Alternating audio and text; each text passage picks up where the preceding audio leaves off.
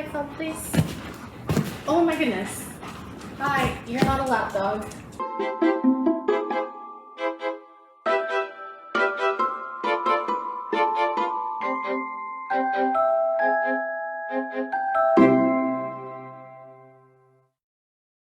Okay then. Hello and welcome back. I'm excited because my good friend Brenda Lynn reached out to me about another book of hers. If y'all remember, a while ago I reviewed her book Sister Lost. It was a paranormal mystery about like a mother and child relationship. Hello again, missed. This time it's Brenda Lynn's book The 13th Cabin. Somewhat coincidentally, there is a dog in this book, although the dog, sometimes bad things happen in good books. But I got my dog. So, The 13th Cabin takes place in Minnesota, and I'm pretty darn sure that it's the beginning of a series. It's just set up like that, and it seems really promising, so I'm very excited about that. The main character is Reagan O'Rourke, and she's an investigative journalist. As a journalist myself, this was very exciting. So it was kind of cool to live vicariously through Reagan, even though it was only for maybe 2-3 chapters, hearing about her investigative work, because most of the mystery isn't actually a mystery that she's uncovering for her paper. It's a mystery because of the aforementioned dog. So, brief summary. After blowing open a crazy, complicated case, Reagan comes home and she's like, I'm gonna celebrate with some wine. Love me a wine night. And while she's there, she runs into her neighbor, Erin. Erin just looks really out of sorts, and she remembers, wait, he should be up north at the lakes. And she asks him this. She's like, hey, what's going on? Well, he says, it's super tragic. There was a fire up at the lakes in our cabin, and everything burned down. We lost absolutely everything, including Baxter, which bad things happen in good books. That made me sad. So it also made Reagan sad. She decides that because she loved this dog and because she loves these friends of hers, and they're really the only friends she has, she's going to try to figure out what the heck happened. So she takes some time off, she goes up north, and in the process of uncovering whether or not this fire was truly an accident, as the police said, or if it was arson, she uncovers another mystery, that of the Cat Claw kids. Super briefly, the Cat Claw kids, try saying that 10 times fast, is a cold case, which is always very exciting. It's like one of the 2 types of reality TV that I'll watch. So these kids 25 years ago on 4th of July just disappeared. One girl who was a local, one boy who's visiting from the cities, and nobody knows what happens to them. Reagan kind of thinks that there might kind of be a little bit of a connection just because it's a super small town.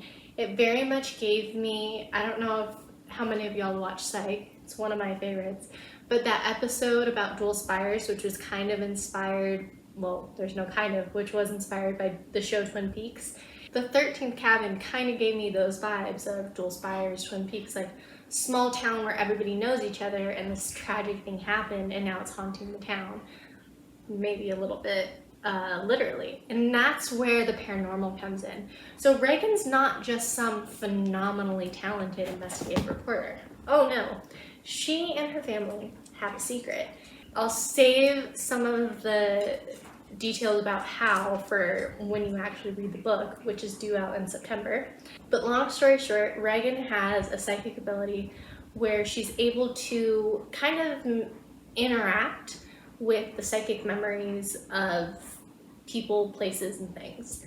So that really helps her in her investigative reporting, and it's not quite as helpful as she hopes with these cases, just because some of the evidence has been tampered with. Some of the evidence is super old.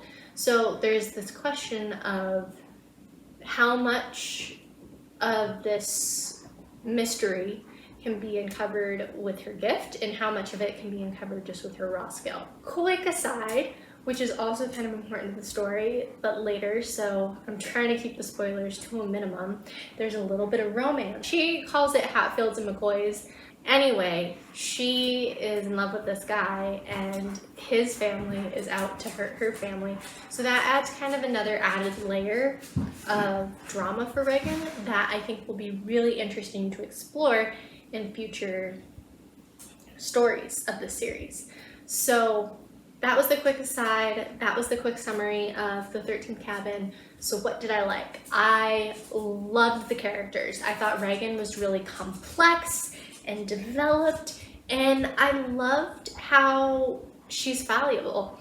I recently was kind of sitting in on a book talk about how writing in the recent past kind of changed from like the super powerful, awesome protagonist like Superman to someone who's a little bit more complex, someone who does have faults. And Regan is definitely one of them. So I loved the characterization of Regan, and even the townspeople, the ones that we barely saw even, had really good character development, and I liked how every character had a purpose. Whether it was Ken, he's the local bartender, and his dad, they gave context to the story to like build out where is Cat Claw? What is this town's history? Lynn also really developed the Lambert family and really showed all of their little quirks and like things that made them different.